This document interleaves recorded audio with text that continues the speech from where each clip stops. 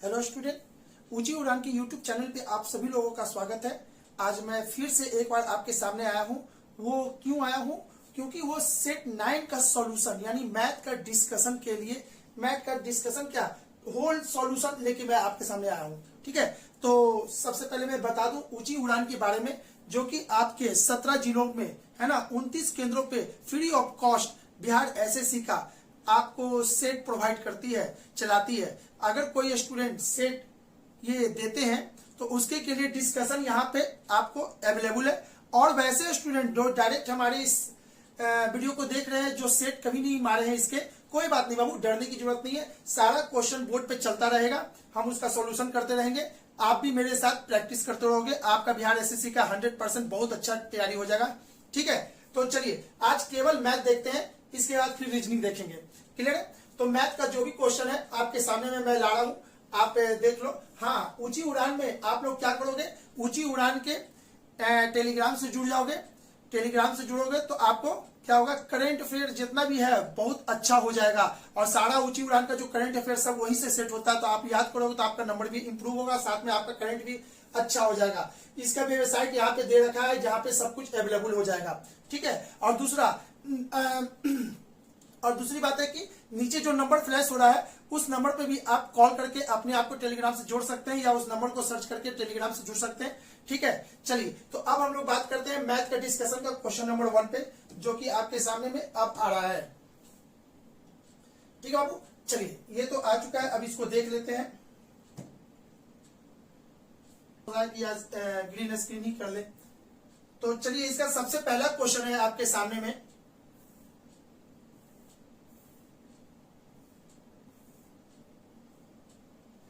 अगर संख्या 59A44B, ठीक है, कोई संख्या है जो इतना है 36 से विभाजित है, तो A प्लस B का अधिकतम मान क्या होगा?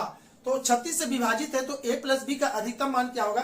तो भाई ये इस क्वेश्चन को अगर विधि कोई है ना आधा मिनट में बनाए होंगे तो बहुत अच्छा, वरना 1 मिनट तो लग ही जाएगा भाई। जितना ये सब क्वेश्चन है बाबू, सब सीजीएल का क्वेश्चन है, एसएससी का क्वेश्चन है, एलडीसी का क्वेश्चन है, बिहार है ना डिफेंस का क्वेश्चन है। जितने क्वेश्चन आपके सेट में है सब बहुत ही लाजवाब क्वेश्चन है।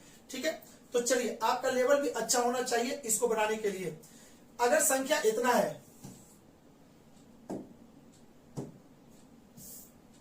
यहां देखिएगा 59A44B 36 से विभाजित हो, 36 से विभाजित हो तो 36 से विभाजित हो तो 36 ऐसे लिखते हैं, और इस 36 को लिख सकते हैं ऐसे 9 चौके 36।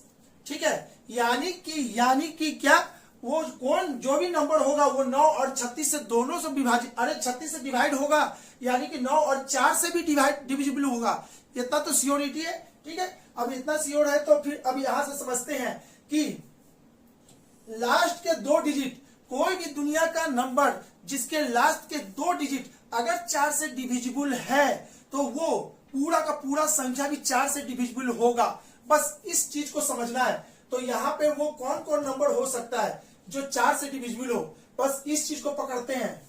ठीक है, तो यहाँ पे समझिएगा बी के रूप में क्या होगा, या तो 0 हो जाए 4 से डिविजिबल होने के लिए, या 4 हो जाए, या फिर 8 हो जाए। यहाँ पे कौन कौन नंबर होगा, या तो 0, या तो 4, या तो 8। क्लियर है? तो ये 4 से डिविजिबल हो जाएगा। और दूसरी बात 9 से डिविजिबल होने के लिए 59A44B। ठीक है, 9 से डिविजिबल होने के लिए, 9 से डिविजिबल होने के अब कंडीशन क्या है, किसी भी डिजिट के है ना प्रत्येक प्लेस को अगर जोड़ दिया जाए, प्रत्येक प्लेस के डिजिट को जोड़ दिया जाए और वो 9 से कटे, तो इसका मतलब है कि पूरा संख्या वो भी 9 से कटेगा। ये 9 से डिविजिबिलिटी का रूल होता है। तो प्रत्येक का रूल अलग है, 11 का अलग है ना, 13, 17 का अलग है। तो बाबू ये सब चीज आप याद कर लोगे तो 1 नंबर पकड़ा जाएगा। ठीक है, चलिए तो अब इसको देखते हैं। 9 से डिविजिबल होने के लिए यहाँ क्या होना चाहिए, तो इसको लिखेंगे ऐसे 5 plus 9 plus A plus 4 plus 4 plus B। ठीक है, और यहाँ पे B क्या होगा, B चेंज होगा। ठीक है, बी यहाँ पे क्या लेंगे, 0 ले लेंगे, बी 0 लेंगे तब की बात है। चलिए पहले इसको चेक करते हैं पूरा अच्छी से, ठीक है। तो इसको जोड़ेंगे तो ये कितना हो जाएगा, आपको देख लीजिए 4 4 8, ठीक है, 4 4 8 8 16 16 17 17 5 22। तो इसको लिख सकते हैं 22 प्लस ए, ठीक है। और बी का मान कितना, बी का मान अभी हम क्या लिए हैं, यहाँ पे बी का मान कितना ले रहे हैं, बी का मान 0 लिए हैं। इस 0 के लिए अगर इसको बी का मान यहाँ पे 0 लिए थे तो इसको जोड़ेंगे इतना। अब इसको 9 से डिवाइड करेंगे तो भाई 9 से ये डिविजिबल हो जाए। कब होगा, जब 22 में 5 जोड़ेंगे, जब 22 में 5 जोड़ेंगे तो ये 9 से डिविजिबल हो जाएगा। यानी कि यहाँ पर b इक्वल टू 0 और a इक्वल टू कितना आ गया, 5 आ गया, ठीक है। फिर से अब इसको चेक करेंगे, फिर से चेक करेंगे 5 9 a। अब किसके के लिए चेक करेंगे, यहां पे समझ लीजिएगा। अगर b, यदि b 4 होता, यदि b 4 होता तो यहां पे हम क्या लिखते, 4 लिखते ना। अगर 4 लिखते तो ये ऐसे लिखते 5 plus 9 plus a plus 4 plus 4 plus 4, ठीक है, और डिवाइडेड बाई 9। तो इसको और हम ऐसे लिखते, कैसे लिखते, 4 4 8 4 12 4 16 16 1 17 17 17, ये हो जाएगा कितना, 26 26 प्लस a डिवाइडेड बाई 9, ठीक है। तो इसको क्या करते, ये कब डिविजिबल होता, तो ये हो जाता b इक्वल टू 4 और a इक्वल टू 1 पे, ठीक है। फिर उसके बाद बात करें, है ना, b इक्वल टू कितना, 8। अगर b इक्वल टू 8 ले लेते, यहाँ पे b इक्वल टू 8 लेते तो ये कैसे हो जाता, 5 plus 9 plus 8 a plus 4 plus 4 plus 8 divided by 9। तो इसको और कैसे लिखते, 4 4 8 8 16 16 5 21 21 और 9 30 30, ठीक है, प्लस a डिवाइडेड बाई इतना। तो इसमें क्या हम जोड़ते, a के जगह पे हम क्या लेते कि 9 से कट जाता, तो a के जगह पे कितना होता, a के जगह पे होता 6, ठीक है, और b के जगह पे कितना है, 8। तो आपको क्या पूछ रहा है बाबू, a और b का मैक्सिमम वैल्यू पूछ रहा है, मैक्सिमम वैल्यू। तो देखिए तो यहाँ पे सबसे पहला b इक्वल टू 0 और a इक्वल टू 5, तो 5 और 6, 5 और 0 कितना हुआ, 5। यहाँ पे देखिए 4 और 1 कितना होता है, 5। लेकिन यहाँ पे देखना होगा 8 और 6 कितना होगा, 8 प्लस 6 इक्वल टू 14। तो मैक्सिमम वैल्यू पूछा है। आई होप कि आपको हम समझाने में कुछ, है ना, हेल्प किए होंगे, ठीक है। ऐसे क्वेश्चन को कैसे बनाते हैं, इस तरह से, ठीक है। अगर आप एग्जाम के पहले 5 6 7 8 10 क्वेश्चन ऐसा नहीं बना के जाओगे ना, 100% आपका क्वेश्चन छूट जाएगा। तो सेट बाबू आपको बहुत जरूरी है ना, आपको एहसास दिलाने के लिए कि आपकी तैयारी कैसी है, क्लियर है। तो चलिए क्वेश्चन नंबर 1 तो हो गया, आते हैं क्वेश्चन नंबर 2 की तरफ। x का एक अंश ज्ञात कीजिए जो कि इतना है। तो बाबू यहाँ पे क्या कहते हैं, इसको कहते हैं रेकरिंग, रेकरिंग इसी को कहते हैं, ठीक है। 3.23333 इसको कहते हैं रेकरिंग, इसको कहते हैं बार, ठीक है। इधर वाले को रेकरिंग कहते हैं, इधर वाले को बार कहते हैं। ये तो आपको पता ही होना चाहिए इस क्वेश्चन को बना रहे तो, क्योंकि हम यहाँ पे पूरा थ्योरी नहीं बता सकते आपको, है ना। पूरा थ्योरी बताएंगे तो काफी बड़ा चला जाएगा, लंबा वीडियो हो जाएगा। तो फिलहाल हम बस हेल्प कर देते हैं इसको बनाने में, ठीक है।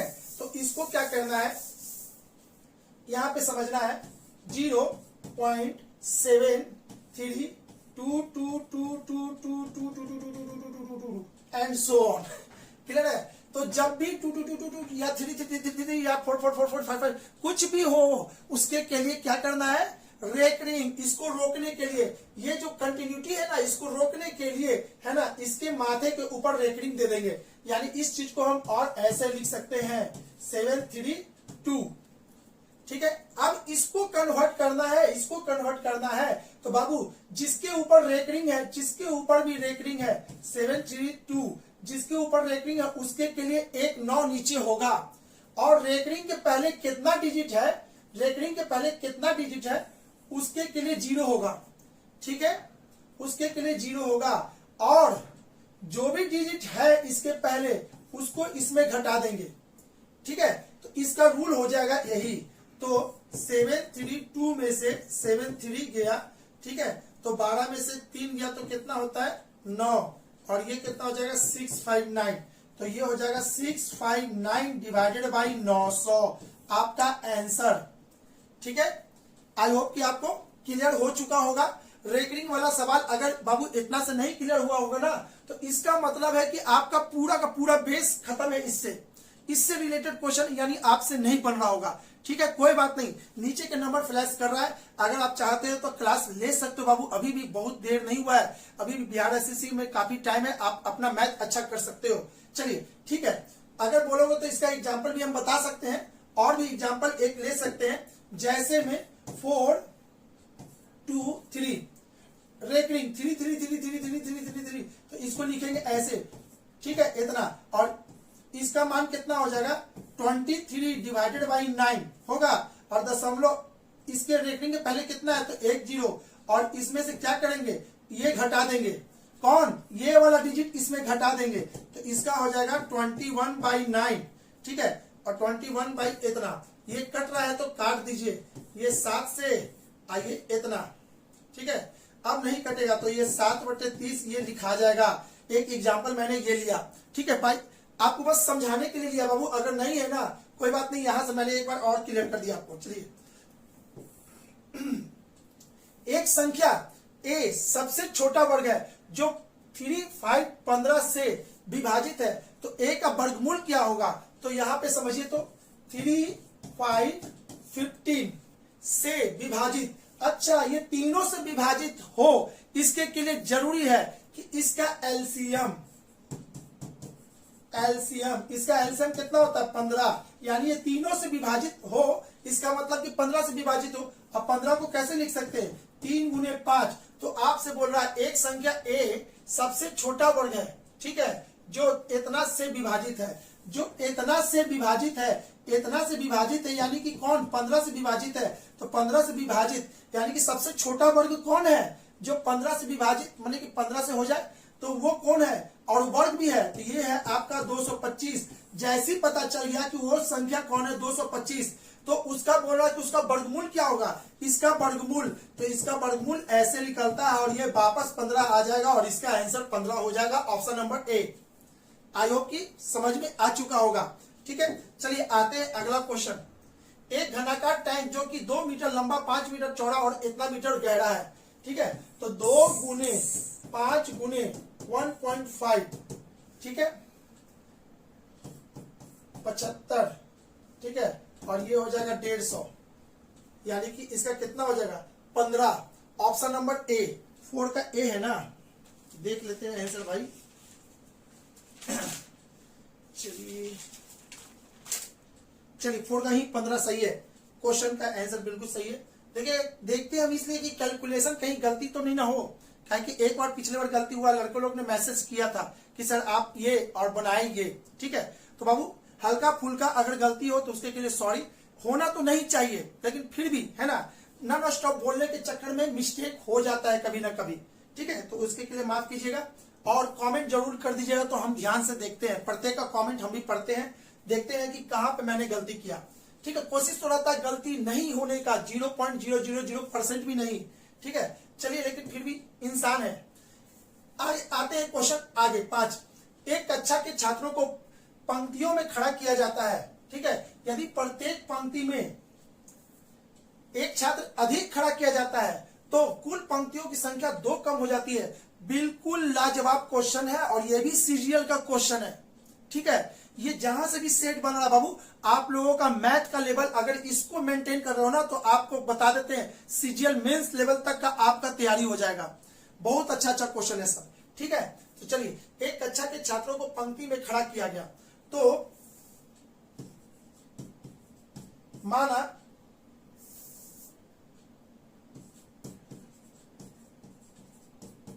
टोटल स्टूडेंट कितना x, लाइन कितना y, प्रत्येक पंक्ति में कितने स्टूडेंट खड़े हैं ये भी तो पता होना चाहिए। फॉर एग्जाम्पल 10 स्टूडेंट है और 2 लाइन है, 10 स्टूडेंट 2 लाइन में खड़ा करना है तो क्या करेंगे, इस लाइन से इसको डिवाइड कर देंगे। तो बस यहां पर भी वही है, प्रत्येक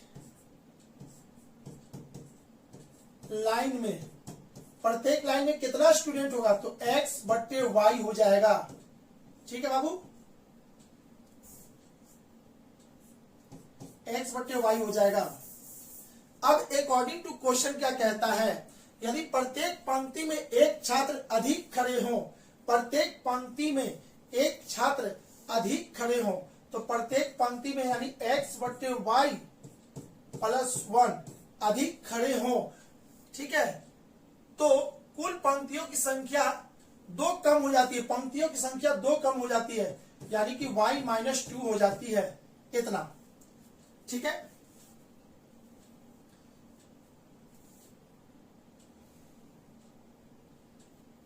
क्या कह रहा है, एक कक्षा के छात्रों को पंक्तियों में खड़ा किया जाता है। ठीक है, तो मान लिया सब कुछ सही है। यदि प्रत्येक पंक्ति में एक छात्र अधिक खड़े हों, प्रत्येक पंक्ति में यानी एक पंक्ति में कितने छात्र, इतना, इसमें एक जोड़ देंगे तो एक छात्र अधिक हो जाएगा। और जैसे एक छात्र अधिक होगा तो कुल पंक्तियों की संख्या 2 कम हो जाएगी, यानी कि y माइनस 2 हो जाएगी। ठीक है, तो इससे क्या होगा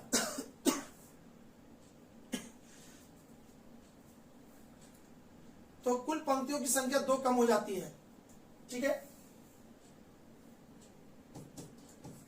यानी कि ऐसे, यानी कि कहां पे हो रहा बाबू, टोटल स्टूडेंट पे ही कहानी हो रहा है। टोटल स्टूडेंट यानी एक स्टूडेंट एक लाइन में बढ़ता है तो लाइन 2 घट जाता है, तो टोटल मिला के इतने स्टूडेंट होते हैं। ठीक है, फिर आगे अकॉर्डिंग टू क्वेश्चन फिर क्या कह रहा है, यदि प्रत्येक पंक्ति में एक छात्र कम हो जाए, प्रत्येक पंक्ति में एक छात्र कम हो जाए, ठीक है, कम होते हैं तो कुल पंक्तियों की संख्या 3 अधिक हो जाती है, यानी कि y प्लस 3 हो जाती और इक्वल टू x हो जाता। ये भी वही होता, बात बराबर है। टोटल स्टूडेंट जो है, अरे भाई ये x क्यों ले रहे हैं, टोटल नंबर ऑफ स्टूडेंट, उसको कितना भी लाइन में बांटो, अगर अरे उसी स्टूडेंट को ना बांटेंगे जितना है, ठीक है, उसी स्टूडेंट में इधर उधर कर रहे हैं। ठीक है, चलिए अब तो ये हो गया स्टूडेंट की संख्या, हो गया इतना। अब इसको आगे, अब इसको सॉल्व करना है, कैसे सॉल्व करना है वो आप पे डिपेंड करता है। अब इसको जितना जल्दी सॉल्व करोगे आपका आंसर आएगा। अब बाबू ये क्वेश्चन लंबा जाएगा, ठीक है, लंबा जाएगा, पेशेंस के साथ बस सॉल्यूशन देखना है। अब करना क्या है, क्या करते हैं वो समझिए।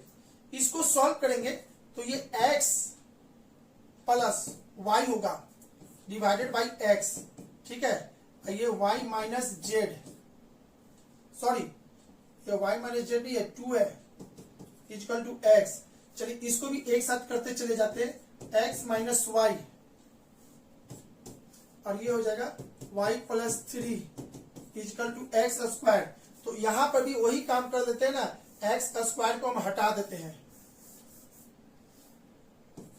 x प्लस वाई, ठीक है, और ये y इधर चला जाएगा तो एक्स वाई हो जाएगा, ये y इधर जाएगा तो इधर भी एक्स वाई ही होगा, एक्स स्क्वायर नहीं होगा। ठीक है, अब सॉल्व करके देखते हैं, तो करे क्या करे, इसको सॉल्व करेंगे तो एक्स वाई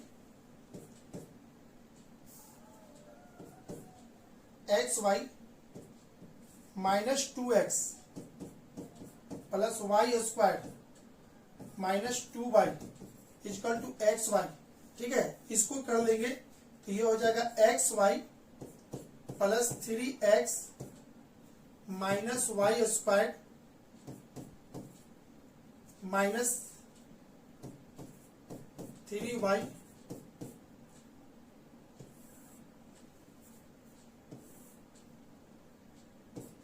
एक्स वाई। ठीक है, और क्या करते हैं,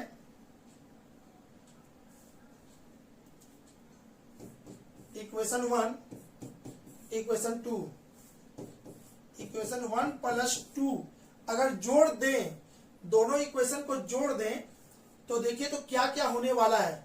ठीक है, अच्छा रुकिए अभी और सॉल्व कर देते हैं भाई, और सॉल्व करते हैं।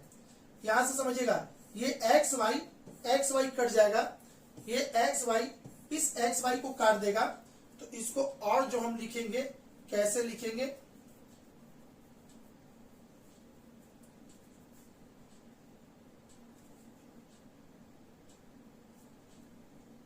माइनस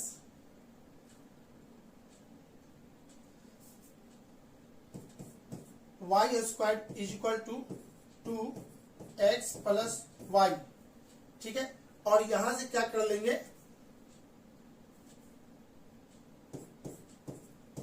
वाई स्क्वायर उधर जाएगा तो प्लस हो जाएगा, और ये क्या हो जाएगा 3x माइनस वाई हो जाएगा। ठीक है, चलिए अब दोनों को जोड़ देंगे, दोनों को जोड़ेंगे या तो फिर घटा देंगे, दोनों को घटा देते हैं, एक दूसरे में घटा देंगे। ठीक है, इक्वेशन ये 1, ये इक्वेशन 2। ठीक है, इक्वेशन 1 और इक्वेशन 2 को जैसे ही घटाएंगे, है ना, y square minus y square ये घट जाएगा, इक्वल इतना, ये हो जाएगा 2x plus 2y minus 3x plus 3y। ठीक है, y से तो y कट गया। अब देखिएगा भाई, अब तो बोर्ड भी छोटा पड़ गया हमको। ठीक है, बोर्ड भी छोटा पड़ेगा, इसके अंदर आपका ये है, तो इसको ऐसा करते हैं, हम बाद में इस क्वेश्चन को ले आएंगे, फिलहाल अभी आप लोग समझो इतना। यहां तो हो गया, अब इसको सॉल्व करेंगे तो कैसे सॉल्व होगा, क्या समझ लीजिए ना, ये इधर जाएगा, देखिएगा 3x में से 2x गया तो माइनस x, यानी कि इधर आ जाएगा x। ठीक है, और y को देखते हैं, 2y और 3y इक्वल टू कितना हो जाएगा 5y। ठीक है, इसमें हम पुट कर देते हैं y square 2x plus 2y में। ठीक है, इसी में भी पुट करना है तो हम इस इक्वेशन में ले लिए, x का मान पुट किए, x का मान 5y पुट किए। ठीक है, यहां समझ लेना है ऐसे, रुके तो 2x के जगह पे कितना 5y प्लस y इतना। ठीक है, तो y स्क्वायर 5y और y, तो ये क्या हो जाएगा 6y होगा, और ये इसको काट देगा, तो y का वैल्यू कितना आ गया 12, y का वैल्यू हो गया 12। ठीक है, और x का वैल्यू इसमें डाल देंगे, इसमें डालेंगे, अरे y का वैल्यू निकल गया, अब ये y का वैल्यू इसमें डालेंगे तो 5 इंटू 12 पच्चे 60। ठीक है, यानी कि टोटल स्टूडेंट की संख्या कितनी थी 60 होगी। बाबू ये बहुत अच्छा सवाल था। ठीक है, अगर आपको आ जाए एग्जाम में तो ऐसे क्वेश्चन को यदि आपसे नहीं बनाना कोई बात नहीं, देखिए बाबू सारे क्वेश्चन को बनाना है ना, ये कोई महारत हासिल करने वाली बात नहीं है। आप में इतना भी समझदारी होना चाहिए कि किस क्वेश्चन को छोड़ना है, किस क्वेश्चन को नहीं छोड़ना है, ये भी आपके पास नॉलेज होना चाहिए। बहुत लोग रेजिड हो जाते हैं, इस क्वेश्चन को अब हमने पढ़ा था, नहीं सर ने बताया, अब इसको हम बनाएंगे, तो बाबू ये से तो कुछ फायदा ही नहीं होगा। ठीक है, ये एक नंबर कितने देर में लगा बनाने में, देखिए हम भी गड़बड़ हो गए थे, लगा कि कुछ गलती है, फिर हम चेक किए, तो यानी आपको टाइम लगेगा। ठीक है, तो चलिए, तो ये तो क्वेश्चन हो गया। अब लाते हैं क्वेश्चन वापस देखते हैं इस क्वेश्चन को। अब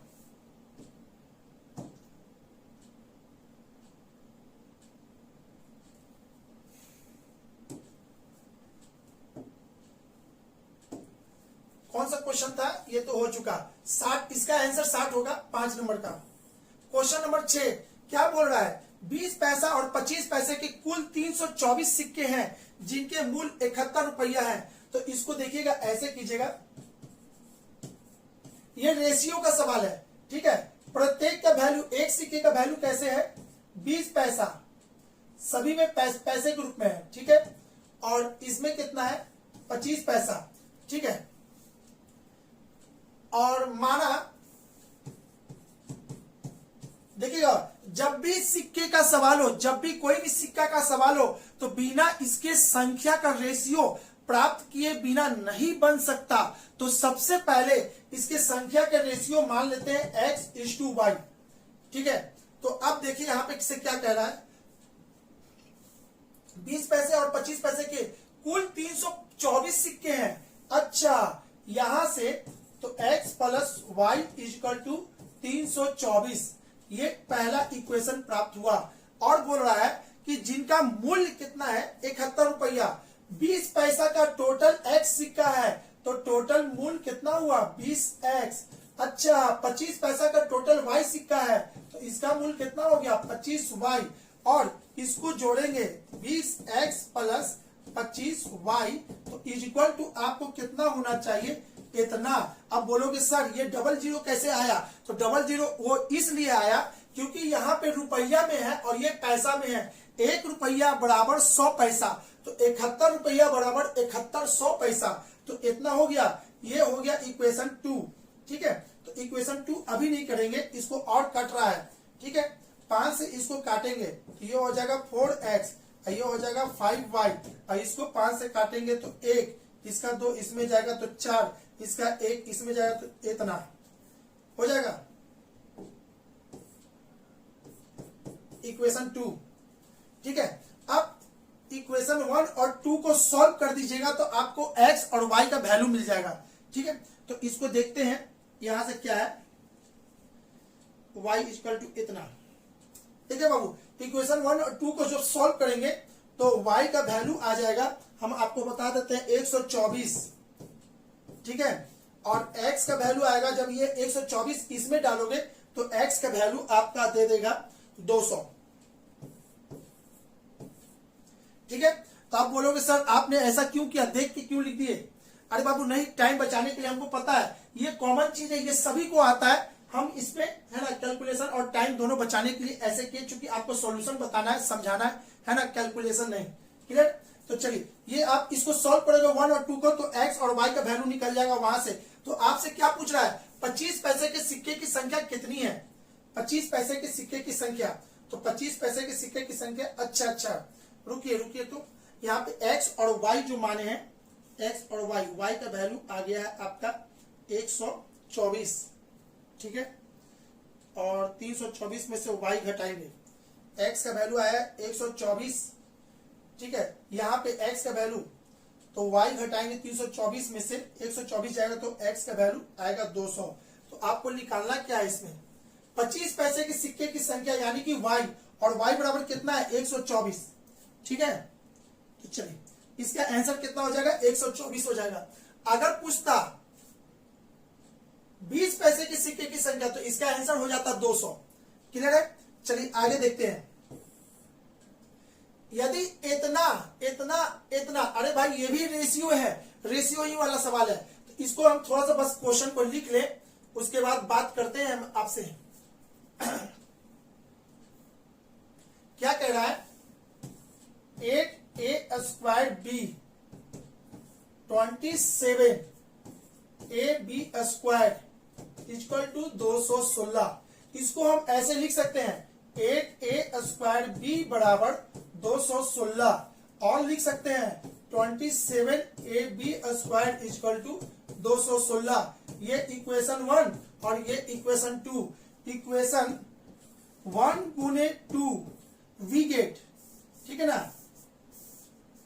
इक्वेशन 1 और 2 को जब हम गुना कर देंगे तो क्या पाएंगे वो देखिएगा, तो 8a स्क्वायर b गुने 27ab स्क्वायर इक्वल टू 216 गुने 216। इसको लिख सकते हैं 2 का क्यूब, देखिएगा a स्क्वायर a, तो ये हो जाएगा आपका 2 का क्यूब, a का क्यूब, b का क्यूब, ठीक है, और ये हो जाएगा 3 का क्यूब, और इधर क्या हो जाएगा 216 किसका होता है 6 का क्यूब होता है, 6 का क्यूब गुने 6 का क्यूब। इसको और लिख सकते हैं 3 दूनी की 6 ए बी इतने का क्यूब, और इसको लिख सकते हैं इतना 6 का क्यूब।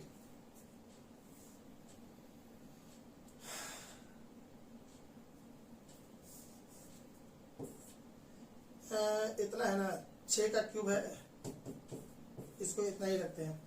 यहाँ पे सबको 3 दूनी की 6 करके ले आए, ठीक है। अब चलिए एक एक करके हम इसको सॉल्व करते हैं। तो देखिएगा, तो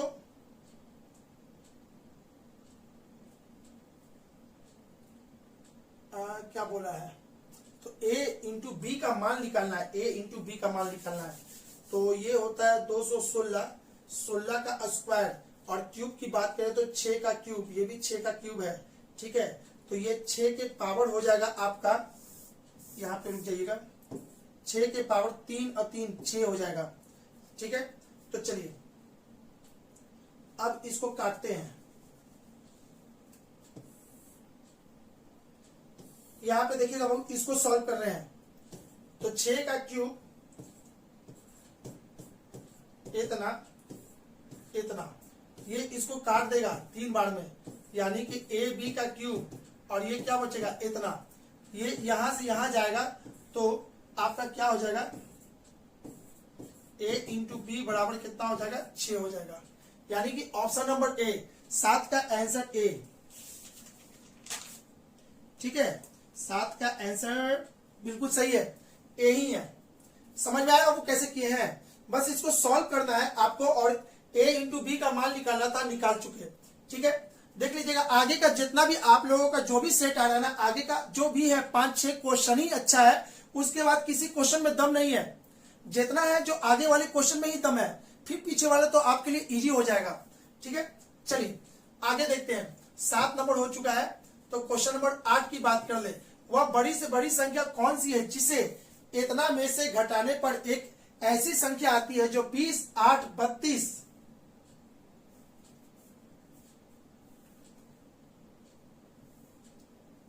हाँ जी 20, 8, 32 और 35 से पूर्ण रूप से विभाजित हो जाती है। तो यहां समझिएगा 30, 8 नहीं है 28 है, 32, 35 का एलसीएम हो जाएगा, ठीक है। इसका जब एलसीएम निकालो बाबू, तो आप एलसीएम निकालो, हम एलसीएम निकालना नहीं सिखा रहे, इसका एलसीएम आ जाएगा 1120, इतने का एलसीएम 1120। तो आपसे पूछ क्या रहा है ना कि वह बड़ी से बड़ी संख्या कौन सी है, वह बड़ी से बड़ी संख्या कौन सी है जिसे इतना में से घटाने पर, तो इसको ऐसे समझिए 5, 8, 3, 4 में से घटाने पर वह संख्या x है जो कि इतना से घटाने पर, ठीक है, इतना से घटाने पर इतना से पूर्ण रूप से विभाजित हो जाता है, पूर्ण रूप से विभाजित हो जाता है, यानी कि वो इतने का मल्टीपल आ जाएगा, यानी 1120। क्लियर है। तो आप ऐसे कर सकते हो, इतना से घटाने पर यानी कि वो इतना आ जाए या इसी का मल्टीपल आ जाए, जो भी आ जाए, यानी विभाजित होने वाला संख्या चाहिए, तो हम इतना ही मान लेते हैं, ठीक है, इतना मानेंगे। तो इसको क्या कीजिएगा, तो x बराबर हो जाएगा 5, 8, 3, 4, 1120। तो इसको घटाएंगे तो 4, 3 में से 2 गया तो 1, 8 में से 1 गया तो 7, अब 5 में से 1 गया तो 4, 4714, 4714, ठीक है। इसका आंसर हो जाएगा 4714। अब बोलोगे सर ये 1120 कहां से लाए, तो ये तो एलसीएम था, और इतना में से वो संख्या कौन सा है जो घटाए हैं, तो आपको बता रहा क्या, घटाने पर ऐसी संख्या आती है जो इतना इतना इतना से पूर्ण रूप से विभाजित हो जाती है। तो पूर्ण रूप से विभाजित होने वाली संख्या कौन है, यही तो है जो अभी मैंने एलसीएम निकाला था। तो इतना माइनस इतना बराबर इसको कर देंगे, और यहां से हम निकाल लेंगे कि वो संख्या कौन है, यही है वो संख्या जो कि इसमें से घटाएंगे, ठीक है। और दूसरी बात बाबू, दूसरी बात, बड़ा से बड़ा बोला है, बड़ा से बड़ा बोला है, तो ये छोटा से छोटा होना चाहिए घटाने वाला, ठीक है। ये छोटा, अगर इसका मल्टीपल लेते, अगला ले लेते 2240 लेते, ठीक है, तो ये छोटा हो जाता। इसीलिए ये सबसे छोटा संख्या यही है जो इसको काट रहा है, सबसे छोटी संख्या यही है जो इस सभी को काट रहा है। तो हम बोलेंगे सर इससे बड़ा वाला नहीं ले सकते थे, इससे बड़ा लीजिएगा तो ये छोटा संख्या बन जाएगा। क्लियर है बाबू, सभी को समझा रहे हैं, ठीक है। ऐसा नहीं बोलेंगे सर अपने से कहां से ले लिए, इससे तो और भी कोई संख्या है जो कि ये सभी से कटेगा। क्लियर है। तो हमको ये बड़ा करना है तो ये छोटा लेना है, छोटा कौन लेंगे, इससे छोटा कोई होगा ही नहीं संख्या, इसीलिए इसी को लेना पड़ेगा हमको, हर हालत में इसी को लेना पड़ेगा, ठीक है। चलिए क्वेश्चन नंबर 8 हो चुका, आते हैं। यदि 3 संख्या ए बी सी में b इक्वल टू इतना उनका औसत 44, तो इनमें से कौन सी संख्या सबसे छोटी है। तो इसको ऐसे करते हैं, b equal to 2a equal to 3c। ये क्वेश्चन है क्वेश्चन नंबर 9। तो बाबू इसको कहते हैं रेशियो। ऐसे सवाल को रेशियो में कन्वर्ट कर दीजिए, आपका आंसर आ जाएगा, तुरंत आ जाएगा। यदि तीन संख्या ए बी सी में इतना है, ठीक है, ए बी सी में देखिएगा यहाँ पे बी है, यहाँ 2 है, यहाँ 3c है, ये लगातार नहीं है, एबीसी नहीं है, यहाँ पे ये चालाकी किया है, चेंज कर दिया है, ठीक है। इसको झापेंगे, ठीक है बाबू, इसको झापेंगे तो 3 दूनी के 6, ये क्या निकल जाएगा, ए बी ए सी। इसको झापेंगे तो 3 दूनी के 6 हो गया, बी निकल गया। इसको झाप देंगे तो 3 गुने 1 3 हो गया, इसको निकल गया 2 गुने 1 2 निकल गया, हो चुका आपका ये, ठीक है। ए बी सी का रेशियो निकल गया। जब ए बी सी का रेशियो निकल गया तो बोल रहा है उनका औसत 44 है, उनका औसत 44 है, ठीक है। जब इतना हो गया तो आप इसको ऐसे भी बना सकते हो, 6 3 9 2 11, ठीक है। इसको करेंगे, जोड़ेंगे तो कितना आएगा 11, और यहां पे क्या हो जाएगा, उनका औसत 44 है, तो इसको लिख सकते हैं 44 गुने 3। अरे भाई, दो संख्या का औसत जो भी होता है उसको 2 से गुना कर देते तो वो सम में बदल जाता है। तो यहाँ पे सम इतना है और यहाँ पे सम इतना है, तो एक बराबर कितना हो जाएगा, इतना हो जाएगा, यानी कि 9 हो जाएगा। तो आपसे पूछा है इनमें से कौन सी संख्या सबसे छोटी है, सबसे छोटी इसमें संख्या कौन है, 2। तो 2 में कितना हो जाएगा, तो 9 दूनी की 18 हो जाएगा, ठीक है। क्योंकि तो कहीं तो गलती कर दी है, 9 दूनी की 18 तो नहीं हो रहा है ना।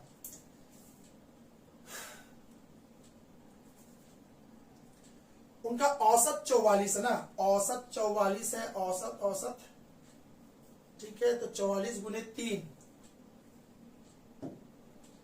या तो फिर इसको ऐसे, रुकिए, तो इसको ऐसे भी कर सकते हैं ना, 6x plus 3x plus 2x divided by 3 equal to कितना, 44। बात तो बराबर है, 6 3 9 2 11x बराबर इतना ही तो आ रहा है जी, ठीक है। तो x बराबर कितना हो जाएगा, 4 गुने 3 यानी कि 12। अच्छा, गलती की है बाबू, गलती कर दी है, यहाँ पे गलती मैंने किया, इस 11 से इसको काटेंगे तो यहाँ पे 3 नहीं आके 4 आना चाहिए था, तो आपका आंसर हो जाएगा यहाँ पे 12। तो 2 बराबर 12, 1 में 12 तो 2 में कितना हो जाएगा, 2 में हो जाएगा 24, ठीक है।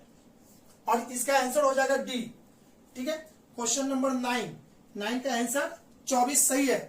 क्लियर बाबू, देखिएगा थोड़ा सा मिस्टेक हो गया है ना, तो माइंड में मत ले लीजिएगा, ये सब जल्दीबाजी का ये सब चक्कर है कि 1 घंटा के अंदर इसको सेट करना है, तो फिर थोड़ा सा स्पीड पकड़ते हैं तो गलती हो जाता है। ऐसे भी इससे भी निकल रहा है, इससे भी निकल रहा है, आप दोनों देखिए, दोनों मेथड मैंने बता दिया, दोनों में से आपको जो अच्छा लगे वो देख लेना, ठीक है।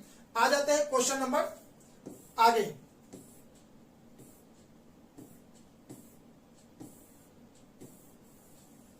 चलिए देखिएगा, मनोज ने 2 रेडियो इतना रुपये में खरीदा, उसने एक रेडियो को 25% के लाभ पर और दूसरे को 25% के हानि पर बेच दिया। यदि दोनों रेडियो का बिक्री मूल्य समान हो तो प्रत्येक रेडियो का बिक्री मूल्य क्या होगा, ठीक है। इसको बनाने के लिए आप ऐसे समझो, देखिए बाबू, इसको बनाने का 2 तरीका।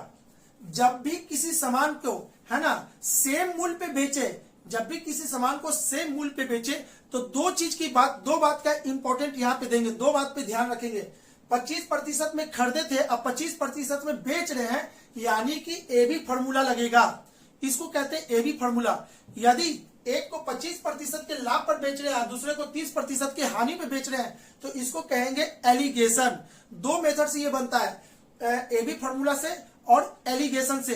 तो एलिगेशन कब लगाएंगे, जब ये डिजिट और ये डिजिट, ठीक है, जब ये डिजिट और ये डिजिट दोनों अलग अलग हो तो एलिगेशन लगाएंगे, ये डिजिट और ये डिजिट दोनों सेम हो तो यहाँ एबी लगाएंगे। तो सुनिएगा, एबी कैसे लगाते हैं, 25% लाभ बढ़ गया और 25 घट गया, प्लस माइनस माइनस 25 इंटू 25 बटे 100, तो ये कट गया, तो टोटल कितना हो जाएगा, ये हो जाएगा 625/100 यानी कि 6.25। और निगेटिव साइन बता रहा है कि हमको घाटा होगा, फायदा नहीं होगा। सब जब भी सेम डिजिट बढ़ाते हैं और सेम डिजिट घटाते हैं तो हमेशा हमको हानि होता है। क्लियर है, हमेशा हानि होगा। तो ये हानि कितना हुआ, 6.25 की हानि हो गया। ठीक है, तो अब बोल रहा है मनोज ने 2 रेडियो को इतना रुपए में खरीदा था और उन रेडियो को 25 इतना पे बेच दिया। तो आप ये बेच रहा है, तो ठीक है, ये खरीद रहा है, तो ये क्या है, दोनों का मिला के CP1 है, सॉरी SP1, यानी कि SP टोटल पता है। अच्छा, खरीद रहा है ना, तो ये CP है, CP, और बेचा है तो ऐसे। तो आप इसको ऐसे कर दो, इसको बेचा कितना, इतना हानि पे बेचा है, तो 64 इतना का है ना, 6 घटा देंगे तो 10 और 94 यानी हो जाएगा ये कितना, 93.75%। ठीक है, यहां से ये कटेगा, यहां से ये कटेगा। इसको सॉल्व करोगे तो ये आ जाएगा आपका, कितना आएगा हम बता देते हैं, 93.75। इसको गुना करके करेंगे तो ये पूरा पूरी काटेगा तो ये देगा 6000।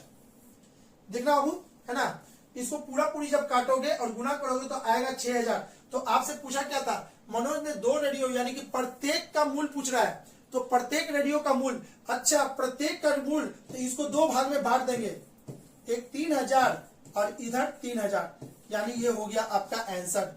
यानी प्रत्येक का मूल कितना हो जाएगा, 3000 हो जाएगा।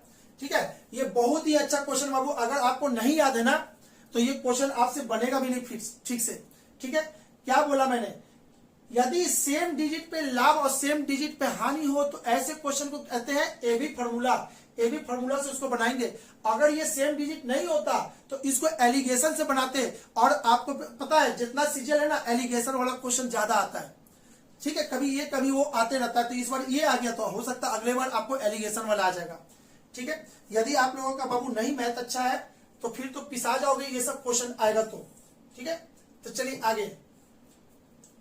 सबसे छोटी अभाज्य संख्या एवं सबसे छोटी भाज्य संख्या के महत्तम समावर्तक और लघुत्तम समावर्तक का गुणनफल क्या होगा। तो बहुत आसान था। सबसे छोटी अभाज्य संख्या, जब भी अभाज्य संख्या चालू होता है, जब भी अभाज्य संख्या होता है तो 2, 3, 5, 7, 11, 13 एंड सो ऑन 17, 23 ऐसे करके चालू होता है। तो सबसे छोटी अभाज्य संख्या कौन है इसमें, 2। और सबसे छोटी भाज्य संख्या कौन है, सबसे छोटी भाज्य संख्या, जहां से भाज्य संख्या देखिएगा, यहाँ पे छोड़ दी, यहाँ पे 4 है, यहाँ के बीच में 4 है, 6 है, 8 है, तो इसमें सबसे छोटी ये है 4। तो आपको क्या बोल रहा है, सबसे छोटी भाज्य संख्या और सबसे छोटी अभाज्य संख्या का महत्तम समावर्तक और लघुत्तम समावर्तक। ठीक है, तो आपसे पूछ रहा है HCF, इसका HCF किसका, 2 और 4 का HCF कितना हो जाएगा, 2 हो जाएगा। और LCM की बात करें तो 2 और 4 का LCM कितना होता है, 4। तो आपको क्या हो जाएगा, दोनों का गुना कितना हो जाएगा, 4 दूनी के 8। आपका इसका आंसर हो जाएगा ऑप्शन नंबर डी। क्यों, क्योंकि ये पूछ रहा है संख्या का महत्तम समावर्तक और लघुत्तम समावर्तक का गुणनफल पूछ रहा है, गुणनफल। ठीक है, आते हैं क्वेश्चन नंबर 12 पे। ठीक है, क्वेश्चन नंबर 12 क्या कहता है, एक संख्या 45 से उतनी अधिक है जितने 73 कम है। बाबू आप लोग इसको क्या करोगे, VBI समझ लोगे, ये बैंकिंग में बहुत पूछा हुआ क्वेश्चन है।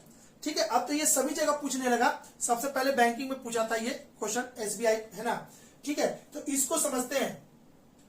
ये 2 प्रकार का सवाल होता है, एक प्रतिशत में होता है, एक वैल्यू में। तो ये सवाल आपको हल्का कर दिया, क्योंकि पहले वाला बहुत सारा क्वेश्चन भारी भारी था, 5-5, अरे भाई पूरा बोर्ड भर भर के क्वेश्चन था वो। ठीक है, तो अब क्या कर रहा है, टाइम को मैनेज कर रहा है, संतुलित कर रहा है। ठीक है, तो ये सब हल्का हल्का क्वेश्चन पूछा है, जो कि आपसे विदिन कुछ सेकंड में बन जाएगा। तो ये क्या बोल रहा है, एक संख्या 45 से उतनी बड़ी है, ठीक है, जितनी 73 से कम। अच्छा, तो 45 और 73 के बीच का नंबर, तो इसको जोड़ के 2 से डिवाइड कर दीजिए, आपका आंसर आ जाएगा 5, 3, 8, 7, 4, 11 डिवाइडेड बाई 2, यानी कि ये 5 और ये हो जाएगा इतना। यानी वो संख्या कौन होगा, तो 59 होगा, ऑप्शन नंबर डी। क्लियर बाबू। चलिए आगे देखते हैं क्वेश्चन नंबर 13। जायेश अनिल से उतना छोटा है जितना वह प्रशांत से बड़ा है। यदि अनिल तथा प्रशांत की आयु का योग 48 वर्ष हो तो जायेश की आयु कितनी है। ठीक है, चलिए जायेश अनिल से उतना छोटा है जितना वह प्रशांत से बड़ा है। यदि अनिल तथा प्रशांत की आयु का योग इतना है। चलिए ठीक है बाबू, जायेश अनिल से उतना छोटा है जितना वह प्रशांत से बड़ा है, तो इसमें जायेश बाबू यहाँ पे होंगे, जायेश जी यहाँ पे बैठल है, कहाँ पे, बीचे में। ठीक है, जायेश बाबू बीचे में बैठल है। अब जितना वो प्रशांत से बड़ा है, जितना ये प्रशांत से बड़ा है, तो प्रशांत बाबू जी यहाँ पे बैठे हैं। ठीक है, जितना वो प्रशांत से बड़ा है। जायेश अनिल से उतना ही छोटा है, अनिल से जायेश उतना ही छोटा है जितना कि प्रशांत से वो बड़ा है। ठीक है, अगर ये x है,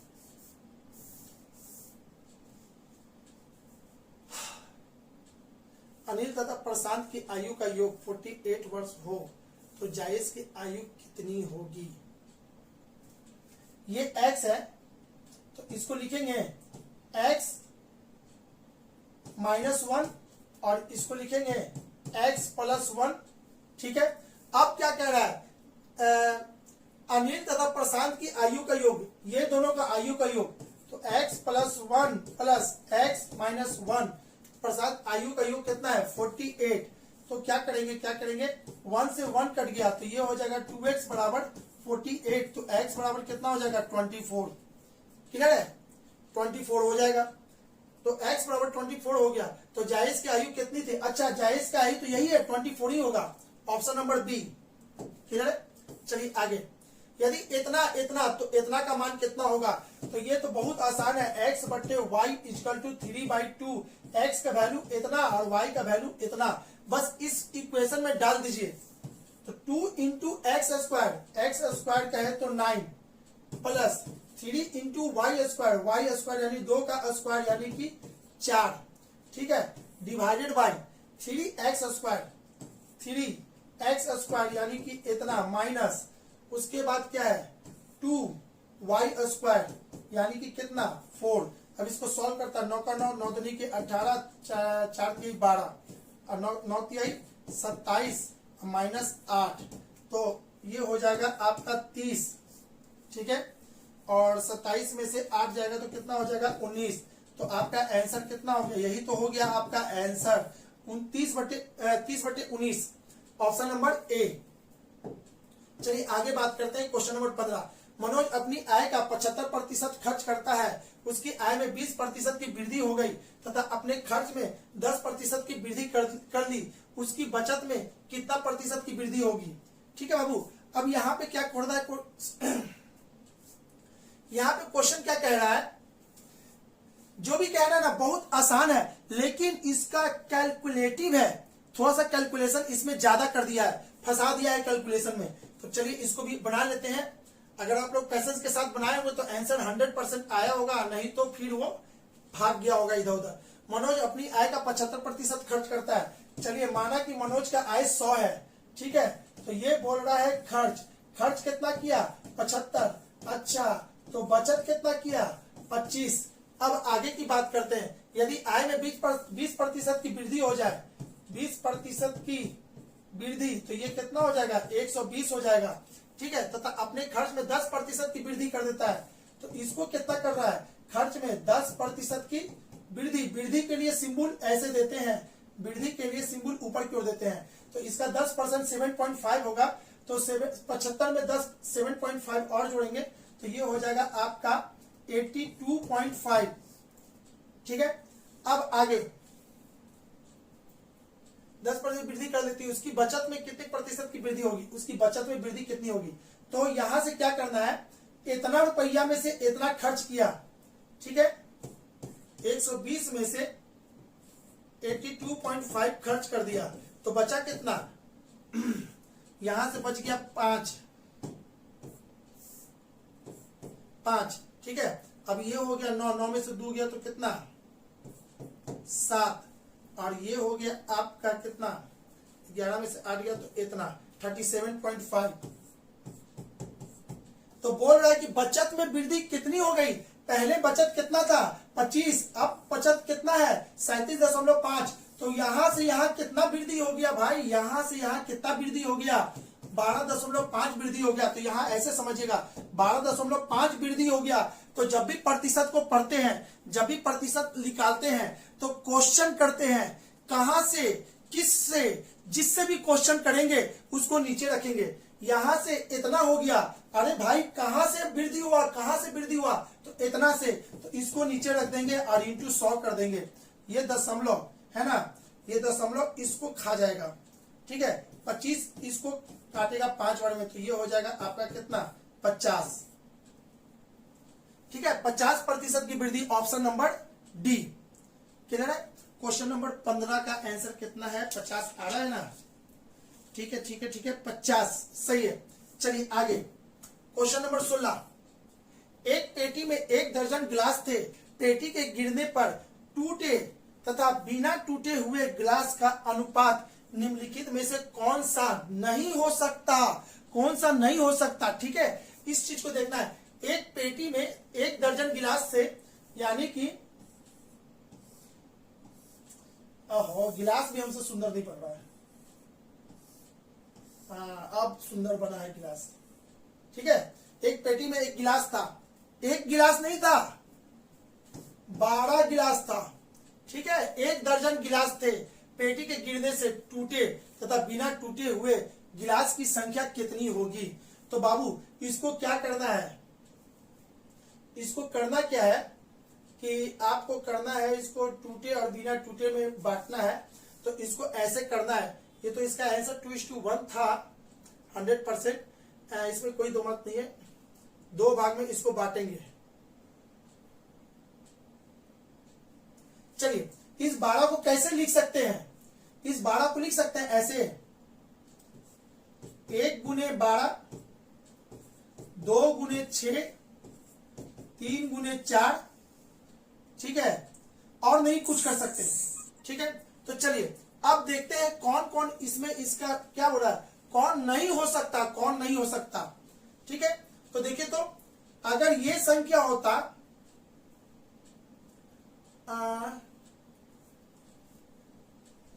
कौन सा निम्नलिखित, अरे भाई बहुत आसान क्वेश्चन था, देखिए दिमाग मेरा हैंग कर गया इसमें। टूटे थे, बिना टूटे हुए गिलास का अनुपात निम्नलिखित में से कौन सा नहीं हो सकता, नहीं हो सकता 2:1। अच्छा अच्छा, यहां पे समझिएगा ऐसे होगा बाबू, ऐसे होगा, एकदम ध्यान से निकल गया था। 2:1 पहला दिया हुआ है, 3:1 दिया हुआ है, 3:2 दिया हुआ है और 7:5 दिया हुआ है। तो बाबू आपको क्या करना है, इसको, अरे भाई टूटा हुआ गिलास और फूटा, माने कि अच्छा वाला गिलास और टूटा हुआ गिलास है ना, तो इसको जोड़ेंगे तो कितना आ गया 3, 3 12 को काट देगा, यानी कि ये हो सकता है। 3 और 1 कितना होता है 4, 4 12 को काट देगा, यानी ये भी हो सकता है। 3 और 2 5, 12 को काटेगा, 5 12 को नहीं काटेगा, तो ये ऑप्शन कभी नहीं होगा, ये हो ही नहीं सकता। 7 5 12, हाँ 12 को काट देगा, तो ये भी होगा, यानी कि जो फूटा हुआ गिलास और नहीं फूटा हुआ गिलास का जो रेशियो है, ये हो सकता है, हो सकता है, हो सकता है, ये नहीं हो सकता। क्यों? क्योंकि इसके रेशियो से ये नहीं कट रहा है, तो ऑब्वियसली ये कभी जिंदगी में पॉसिबल नहीं है। 3:2 के रेशियो में वो कभी गिलास है ना फूटेगा ही नहीं। क्लियर है? बहुत अच्छा क्वेश्चन था, बस समझने का फेर है। आगे क्वेश्चन नंबर 16 हो गया है, तो आगे चलते हैं इधर।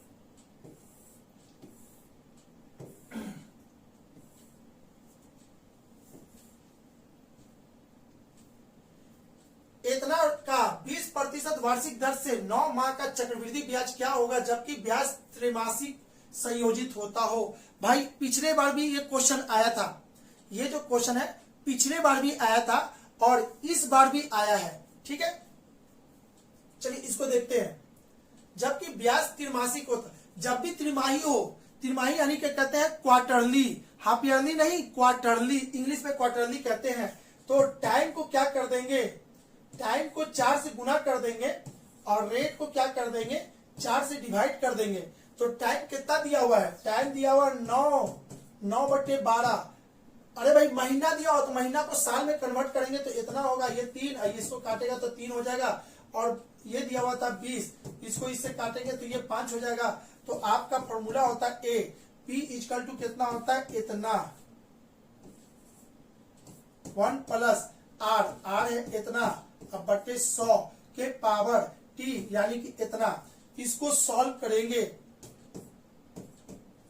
ठीक है, तो इसको सॉल्व करेंगे, सॉरी यहाँ पे 20 होगा, तो 20 और यहाँ पे 1, तो यानी ये हो जाएगा 21 बट्टे 20, 21 बट्टे 20, 21 बट्टे 20, ठीक है। 1 2 3, 1 2 3, 2 दूनी के 4, 4 का 4, 4 दूनी के 8, 8 दूनी के 16, इसको 2 बार में काटेगा, ठीक है।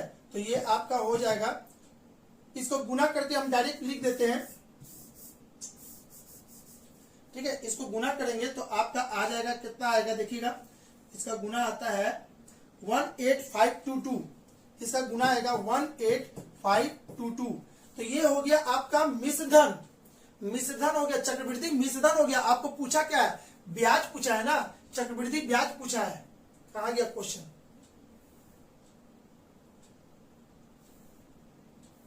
क्वेश्चन यहाँ है, चक्रवृद्धि ब्याज पूछ रहा है, चक्रवृद्धि ब्याज पूछा है। तो ब्याज बराबर क्या होता है, सी आई बराबर होता है ए माइनस पी, ठीक है। तो इसमें से क्या 16,000 घटा दीजिए, इसमें से 16,000 घटा देंगे तो वही आपका आंसर हो जाएगा 18522।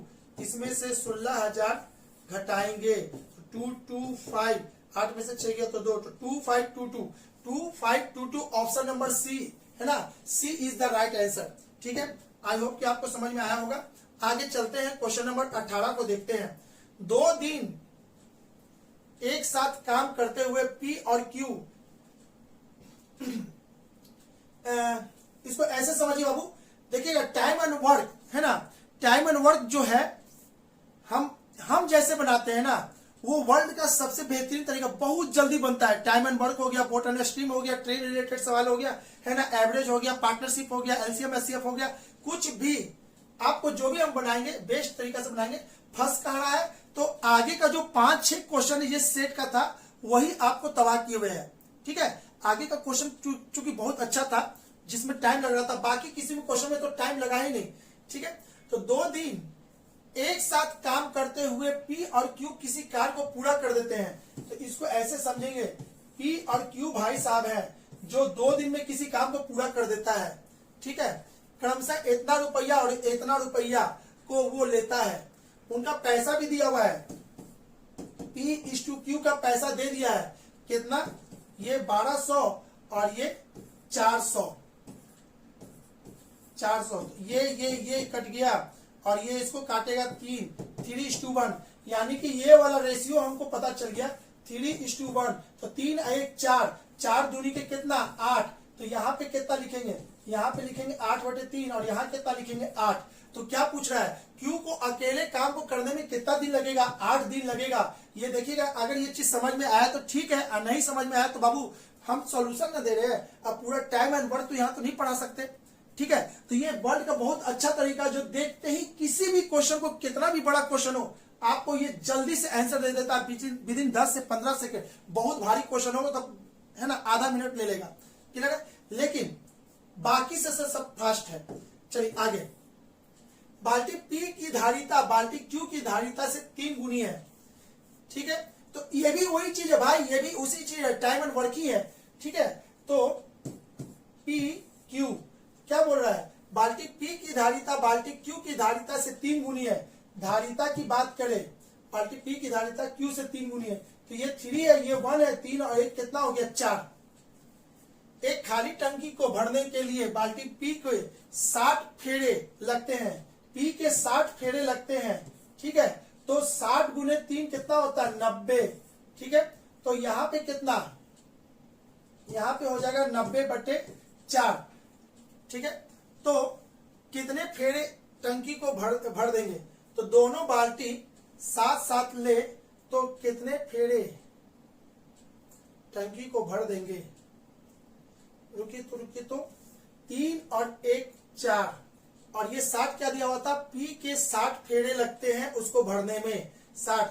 अच्छा यहाँ पे गलती मैंने किया बाबू, इसीलिए नहीं मैच कर रहा था। 6×5 = 18, यहाँ जाएगा 180, 180 होगा तो यहाँ पे कितना होगा 180/4, ठीक है। यहाँ पे हो जाएगा 180/4, तो इसको काटेंगे तो ये 90 और ये हो जाएगा 2 और ये इसको काटेगा यानी कि 45, इसका आंसर हो जाएगा 45।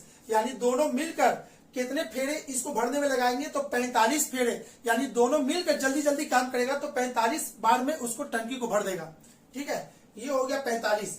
ये वर्ल्ड का सबसे बेहतरीन तरीका बाबू, यदि नहीं आता है आपको तो कोशिश करो ये सब सीख लेने का, तो कम से कम उधर भारी वाला सवाल से तो इधर से तो टाइम आपका बचेगा, ठीक है। चलते क्वेश्चन नंबर 19, बाकी पी की धारिता ये तो हो चुका।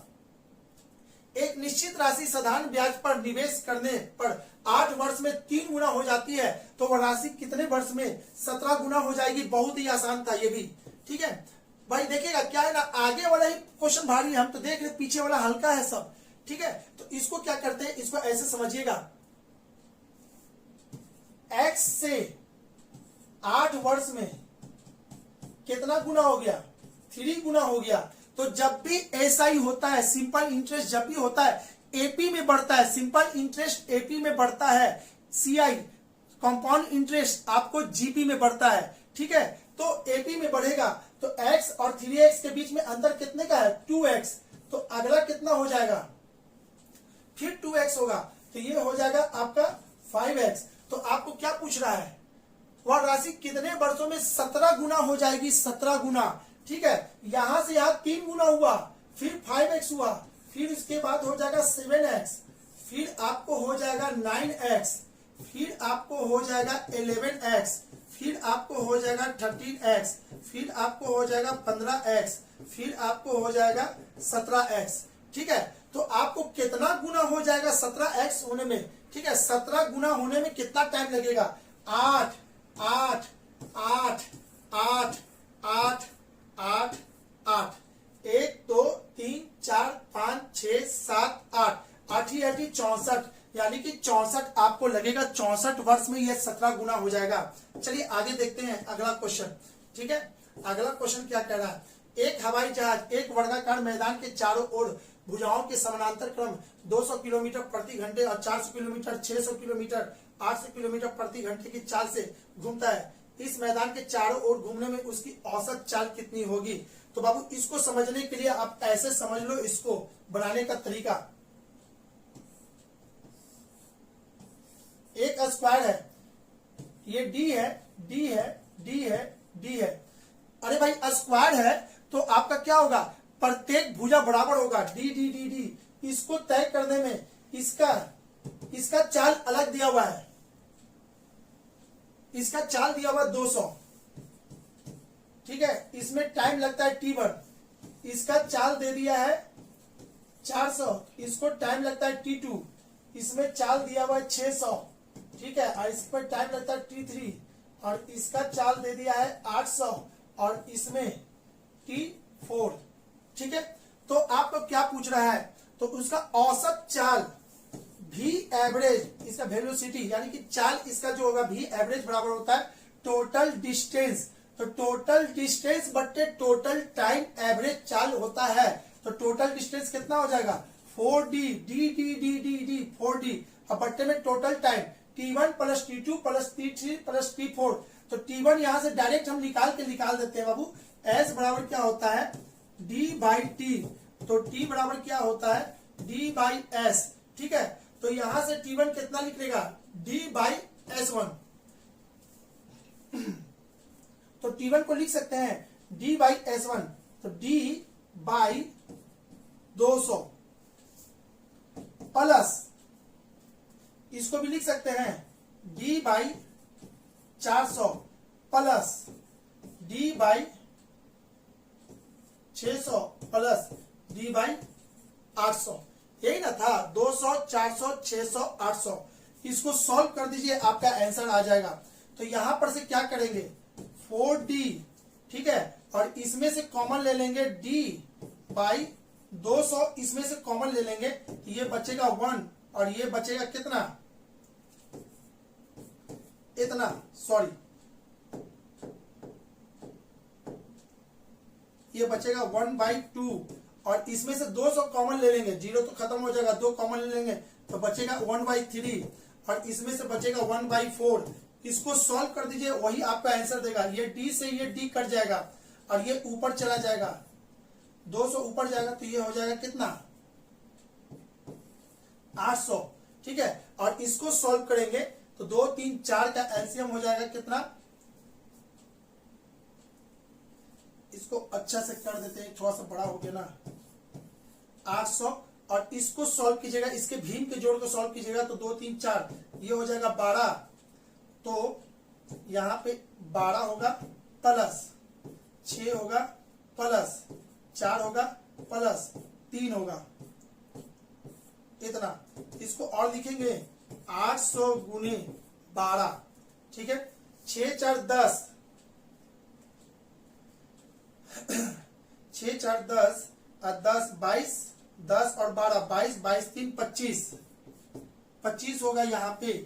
ठीक है, तो अब इसको काटिए तो 25 इसको काट देगा, कितने बार में काटेगा 4। ऐसा चल दिक्कत हो रहा है तो हम भी इसको 5 छोटा से काट देते हैं, 5 से इसको काटेंगे तो 5 बार में, इसको काटेंगे तो 1, इसका 3 इसमें जाएगा तो इतना, फिर ये इसको काटेंगे तो ये हो जाएगा 3, ये 2, तो 32 गुने 12, 32 गुने 12 जो होगा आपको वही आंसर दे देगा। 32 गुने 12 तो 2 का 4 हो गया, 2 और 3 दूनी के 6, 6 2 8 हो गया और ये 3, 384 है क्या इसमें, 384। हाँ जी, ऑप्शन नंबर सी। ठीक है, तो ये कैलकुलेटिव हुआ है, थोड़ा सा यहाँ पे हुआ है 384, यानी कि इसका एवरेज स्पीड हो जाएगा 384। आई थिंक आपको समझ में आ चुका होगा 21 नंबर क्वेश्चन।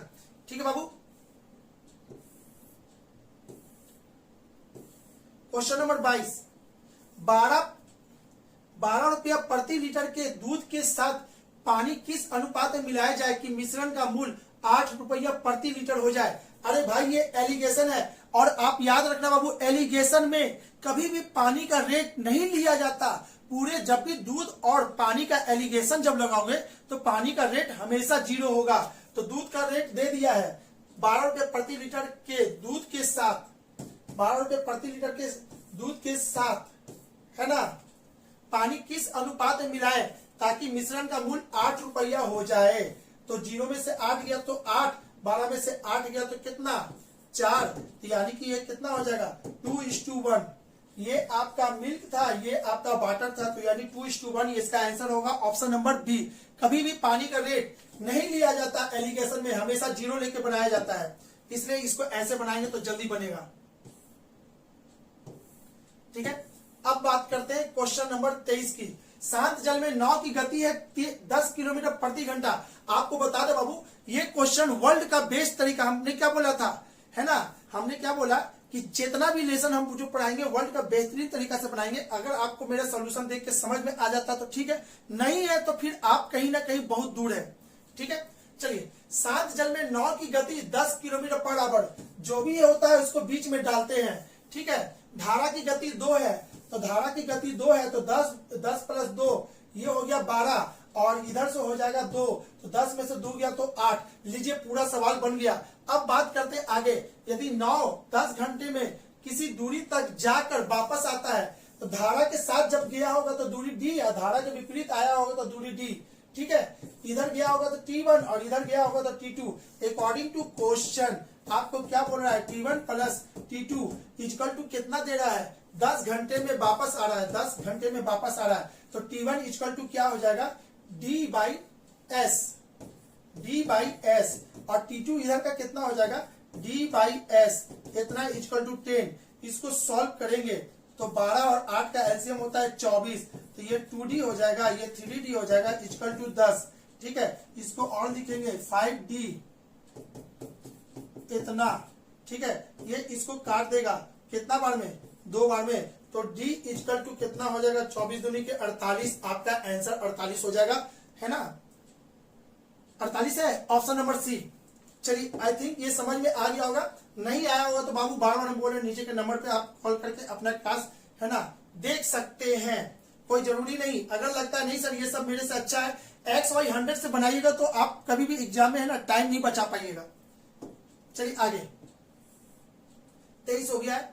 तो क्वेश्चन नंबर 24, एक रेलगाड़ी 120 मीटर लंबे प्लेटफॉर्म को 10 सेकंड में पार करती है तथा एक खंबे को 4 सेकंड में पार करती है। तो भाई मैंने बोला था बेस्ट तरीका, वर्ल्ड का बेस्ट तरीका, यहां समझिएगा। एक रेलगाड़ी, तो माना रेलगाड़ी की चाल x है जो 120 लंबे प्लेटफॉर्म को पार करने में कितना सेकंड लगाती है, तो 10। इधर लिखेंगे d और इधर लिखेंगे t, ठीक है। यानी कि डिस्टेंस वाला इंफॉर्मेशन इधर, टाइम वाला इंफॉर्मेशन इधर, ठीक है। तथा एक खंबे को 4 सेकंड में पार करती है। यही रेलगाड़ी खंबे को कितना सेकंड में पार करती है, कुछ नहीं करो भाई, घटा दो, आपका आंसर आ गया। तो ये हो जाएगा 120 और इधर हो जाएगा 6। d बराबर 120, t बराबर 6, तो s बराबर कितना हो जाएगा 120/6, यानी कि कितना 20 मीटर पर सेकेंड। ऑप्शन नंबर बी, ठीक है बाबू। चलिए 24 हो गया। आज का लास्ट क्वेश्चन क्या कह रहा है, किसी संख्या a को 4 से भागा देने पर शेष फल 3 प्राप्त होता है, ठीक है। तो संख्या 2a को 4 से भागा देने पर शेष फल कितना प्राप्त होगा। तो यहां समझते हैं इसको, किसी संख्या a को 4 से भागा दिया जाता है, 4 से भागा दिया जाता है तो शेषफल कितना प्राप्त होता है, नीचे 3 प्राप्त होता है, ठीक है। तो संख्या क्या होगा, तो संख्या क्या हो जाएगा वो आप ऐसे समझो, ठीक है। यहां पे इसका क्या है, कुछ मिला होगा यहाँ पे x, तो इसको लिखेंगे 4 × x + 3 इक्वल टू क्या होता है a। ये डिविजिबिलिटी का रूल है, ये डिविजिबिलिटी का रूल है। देखिए ना, इसको चीज समझने के लिए आप ऐसे समझ सकते हैं, 2 3 इतना, 2 को 3 में डिवाइड करेंगे कितना बार में, एक बार में, और रिमाइंडर कितना आएगा 1। इसको इसमें गुना कर दीजिए, इसको इसमें गुना कर दीजिए, 2 × 1 कितना होता है 2, और ये 1 इसमें जोड़ दीजिए, ये वाला संख्या मिल गया, ठीक है। तो यहां भी वही चीज करना है, यहां भी वही चीज करना है, बिल्कुल। यहां मान ली कि वो x है, इसको इतना बार में काटता है, तो x × 4 + 3 इक्वल टू क्या होगा a मिलेगा, ठीक है। a को 4 से भागा देने पर शेषफल कितना आता है, 3 आता है, हो गया। अब बोल रहा है यदि 2a को 4 से भागा दिया जाए, 2a को 4 से भागा दिया जाए तो शेषफल क्या होगा, ठीक है। तो 2a को 4 से भागा दिया जाए तो 2a/4 यही ना होता है। तो बाबू आप यहां पे समझो, तो इसको 2a/4 निकालना है कि बताइए इतना का रिमाइंडर कितना आएगा। तो आप कुछ मत कीजिए, इसी इक्वेशन में 2 से गुना कर दीजिए, 2 से गुना कर देंगे तो ये कितना हो जाएगा, ये हो जाएगा 8x, और ये कितना हो जाएगा 6, और ये कितना हो जाएगा 2a, ठीक है। अब 4 से भागा देना है, 4 से भागा, यही तो पूछा था, 4 से भागा। तो इसको जब 4 से भागा देंगे तो देखिए, तो इसको लिख सकते हैं 8x/4 और 6/4।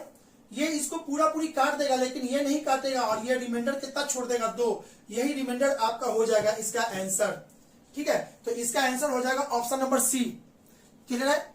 आई होप कि आप है ना, हम कुछ हेल्प कर सके होंगे आप लोगों के सॉल्यूशन में। यदि आप लोगों को लगता है नहीं सर आप अच्छा हेल्प कर दिए, जो भारी भारी क्वेश्चन था जो कि नहीं बन रहा था उसको बना दिए, और ये सब तो लगभग सभी से बन रहा हो, तो देख लेना। अगर लगता है तो भाई हमारी वीडियो को जरूर लाइक करेंगे बाबू, 100% है ना। कोई मेहनत करता है तो लाइक तो बनता है भाई, लाइक बनता है। क्लियर। तो चलिए आज के लिए इतना ही। थैंक यू हमारे वीडियो को देखने के लिए, ध्यान से अभी तक बने रहने के लिए, ठीक है। अब हम आपको मिलेंगे किसमें, रीजनिंग के क्लास में, रीजनिंग के सोल्यूशन के साथ। क्लियर है। Okay, bye bye, thank you.